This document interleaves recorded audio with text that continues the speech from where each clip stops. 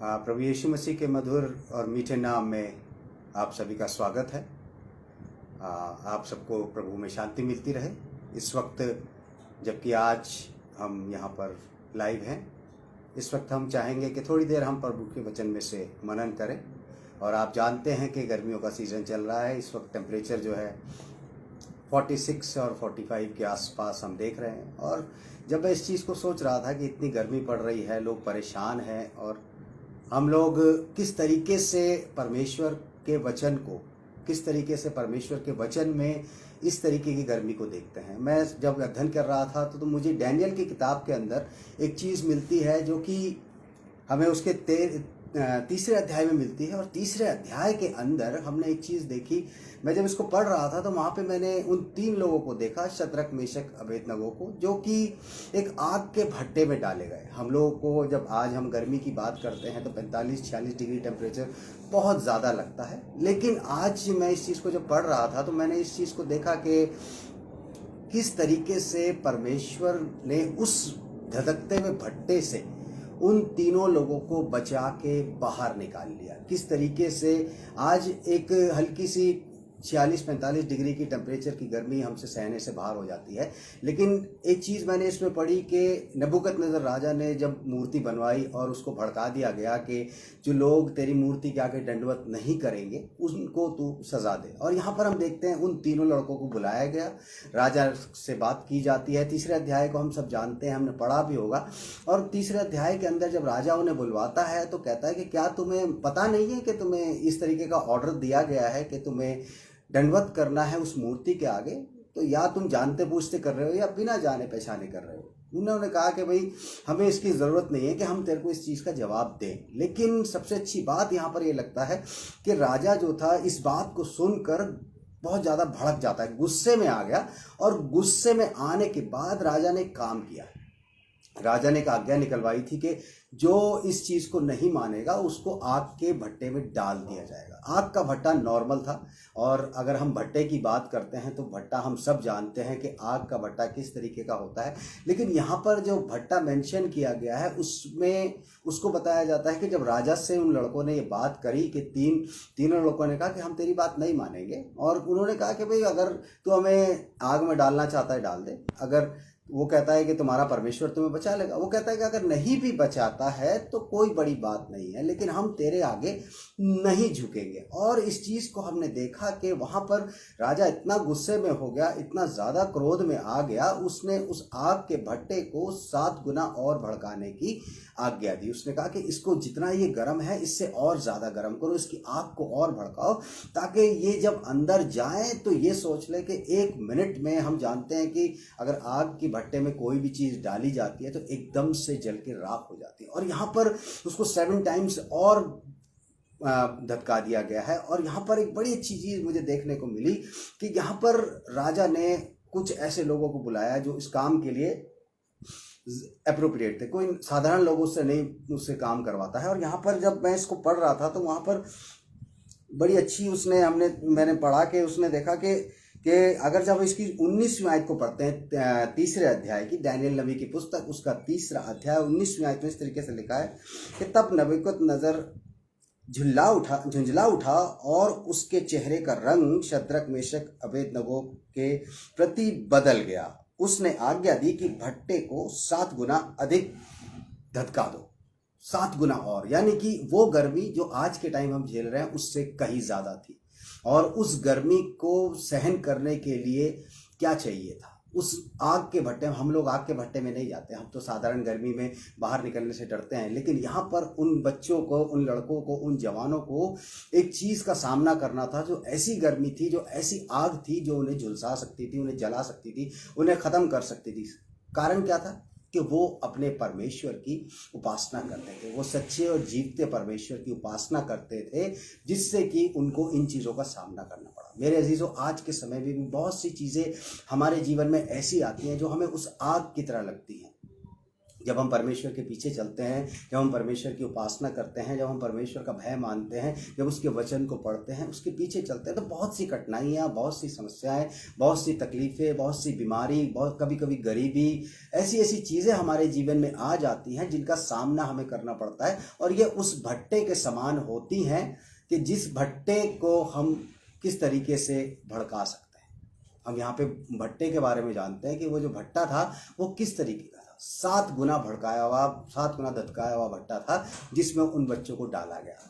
मेरे अजीजों, हम एक चीज़ जान लें कि जब उसको डाला गया उसके अंदर, तो यहाँ पर लिखा हुआ है, उसके आगे जब हम पढ़ते हैं तो लिखा है, फिर अपनी सेना में से कई एक बलवान पुरुषों को उसने आज्ञा दी कि शद्रक मेशक अबेदनगो को बांध कर धधकते हुए भट्टे में। सेना में से आज्ञा दी, साधारण लोगों से नहीं बोला गया, क्योंकि वो जानता था कि कुछ ऐसे लोग चाहिए जो इनको इस आग में डाल दें, जो इस आग से ना डरे।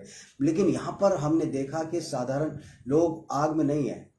आग में डालने के लिए भी हमें उन परेशानियों में, उन तकलीफ़ों को इस तरीके से दिखाया जाता है कि हमारे ऊपर पूरे तरीके से काबिज हो जाए। अगर हम छुटकारा भी पाना चाहें तो हम उससे छुटकारा नहीं पा पाएंगे।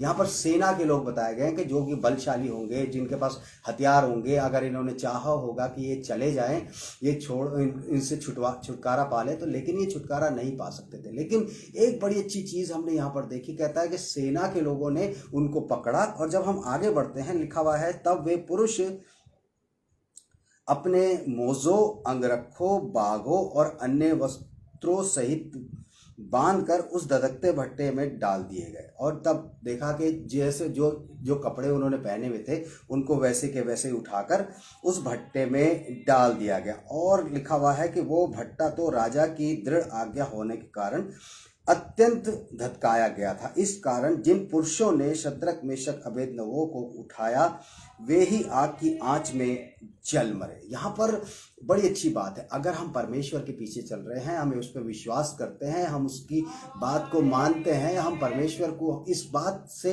कोई भी परेशानी, कोई भी तकलीफ, कोई भी बीमारी ऐसी है जो उस भट्टे के समान है। मेरे अजीजों, हम इस संसार में रहते हैं तो भट्टा धधकता हुआ आखिर में है क्या?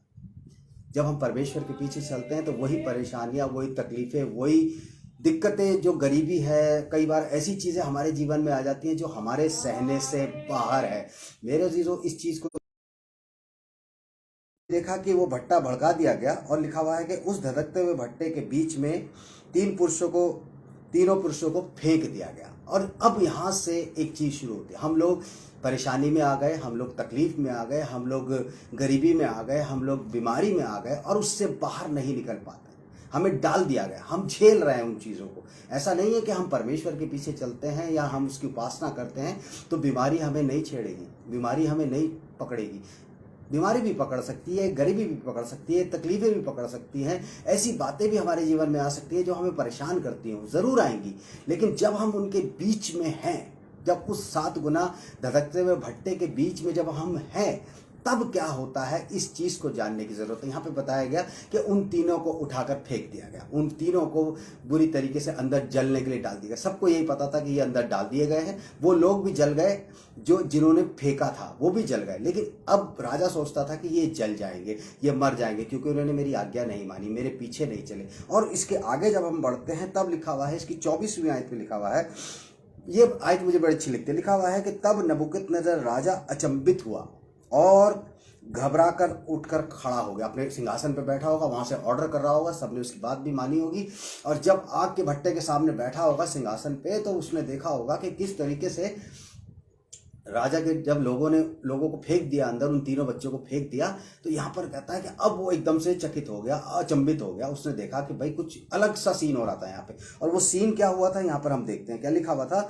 और उठ खड़ा हुआ और अपने मंत्रियों से पूछने लगा, क्या हमने उस आग के बीच में 3 बंधे हुए पुरुष न डलवाए थे? एक सवाल आ गया राजा के मन में, यार 3 लोग मैंने अंदर डलवाए थे, मेरी आज्ञा 3 लोग नहीं मान रहे थे।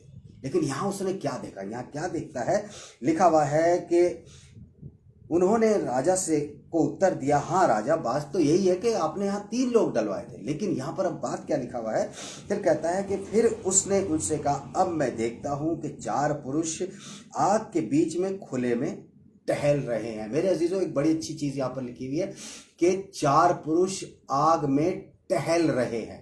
टहलना कहाँ होता है? टहलना पार्क में होता है, टहलना अच्छी जगह में होता है, टहलना ऐसी जगह में होता है जहाँ पे आदमी को सुकून मिलता है। लेकिन यहाँ पर हम देखते हैं आग में टहल रहे हैं। टहलने का मतलब है यानी कि रिलैक्स है, किसी बात की परेशानी नहीं है। वो चिल्ला नहीं रहे हैं कि हमें आग से बचाओ, वो चिल्ला नहीं रहे हैं कि हमें बाहर निकालो, वो परेशान नहीं है कि हमें यहाँ जल जाएंगे। लेकिन यहाँ पर लिखा है कि 3 लोग डाले गए थे, लेकिन चौथा भी उनके साथ कोई है जो आग में टहल रहा है। और क्या लिखा हुआ है यहाँ पर?